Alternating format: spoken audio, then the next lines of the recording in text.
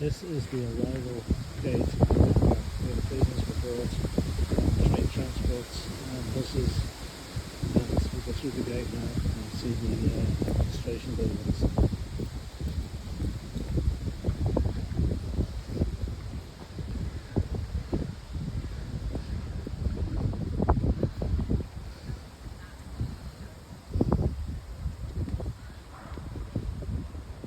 Huge area of ground, guard towers.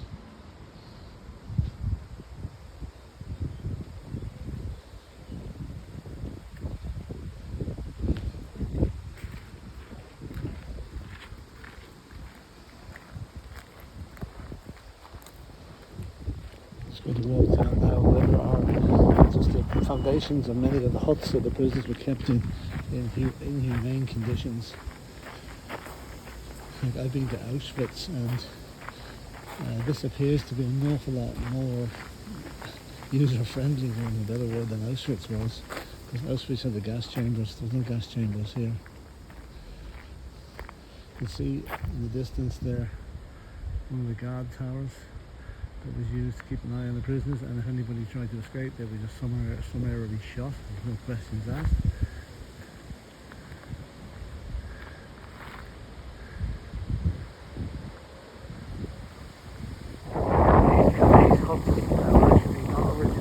Reconstructed as part of the opening of the camp to the public. So we'll just see behind this actual hut are the foundations of the huts that used to be here, and they've all been demolished long ago.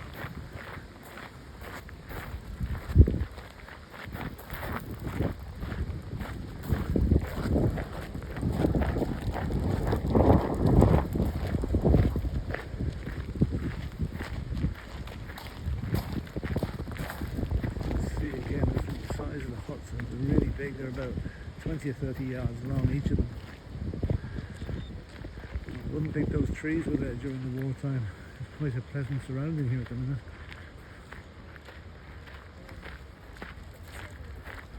Yeah,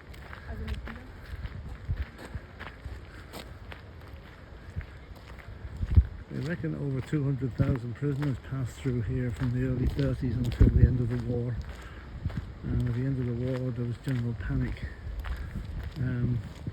The Germans, the SS guards knew that the Russians and the Americans were closing in the area, so they either liquidated the prisoners or moved them on to other camps elsewhere. Pretty inhuman stuff. One thing this camp doesn't have is the sheer physical feeling when you walk into the exhibition hall of Auschwitz and you see the containers full of human hair, children's dolls, false limbs, suitcases, glasses. It really gets you to hit home how many people actually died there. That was in the chain of command. This one was quite a minor camp for the amount of people that actually held.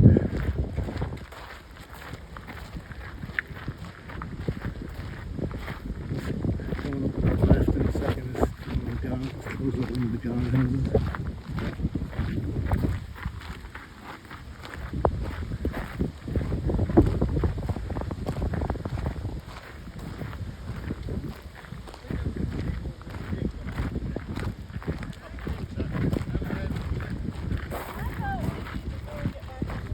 Panoramic shot back towards the entrance of the camp,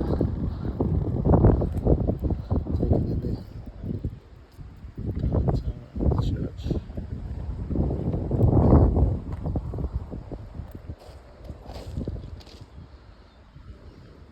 Just looking at the memorial for some of the Polish prisoners who died here. Some candles and flowers.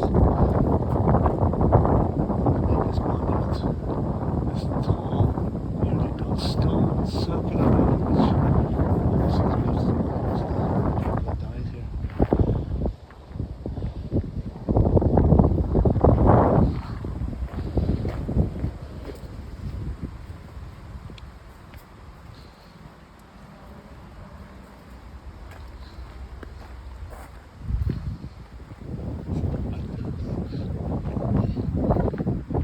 Foundations of the workhouse and the camps, the slope.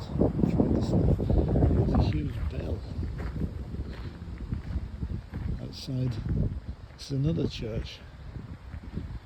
Again, newly built, very unusual building, built totally of huge lumps of stone on a wooden roof. I think it's a Catholic church now.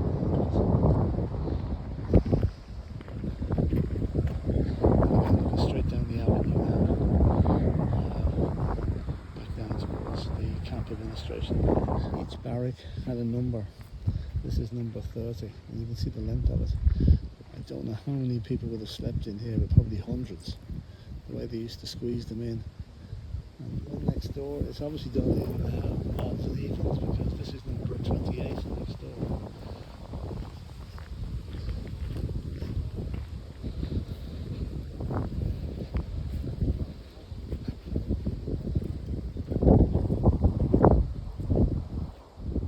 Now we've been to the Protestant church and the Catholic church memorials.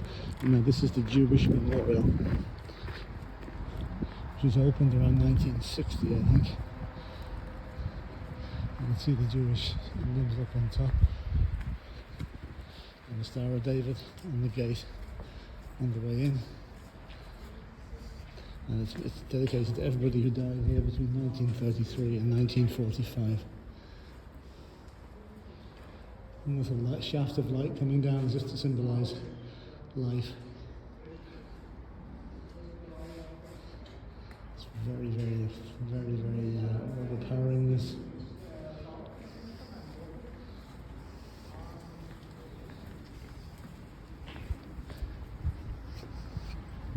This is the Camp Road. It's where the morning assembly and roll calls took place. There was also a time for the prisoners to talk amongst themselves and develop what became a lot of solidarity.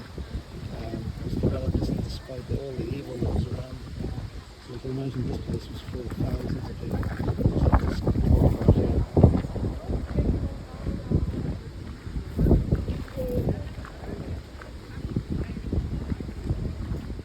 Washroom, where they're only given a couple of minutes a day to for their ablutions. This is reconstruction of it.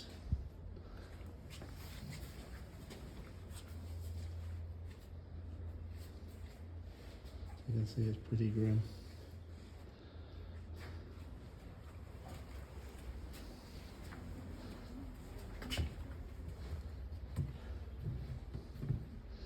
And this is where I presume they came to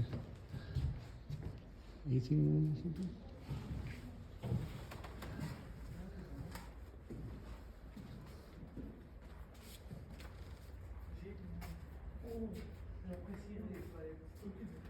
Yeah, this is a dining room, for want of a better word. It's a common room for the prisoners. There was 10,000 people there in 1940. And epidemics of disease broke out here, so there was no heating. And this is where they slept. Reconstructions of the beds. Now they probably fitted 4 to 5 people in each of these twin beds put together.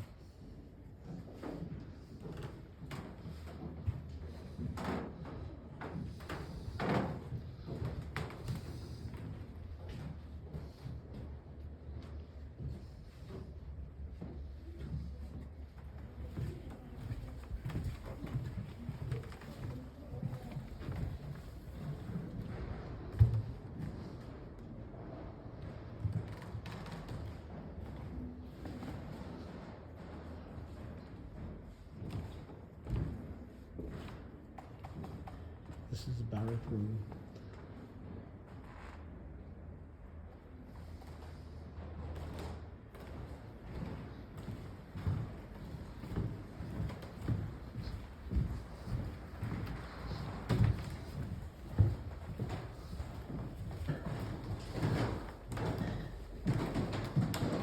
This is an exhibition room describing what went on in the camp. Outside the museum to all the people that died there between 1933 and 1945. It was the Americans that rescued liberated the camp. There was something like 60,000 prisoners here at the top. It was horrendous conditions. And there were trials. The camp commandant and officers were tried after the event. Their trial was kind of lost in the fact that the Nuremberg trials for the real Nazi war criminals was taking place at the same time. That's it from Dachau Camp. Has been a sobering experience to be here. Just to finish off, you can just see the entrance again, the guard tower on top. It's just this mountain, you mountain to mountain.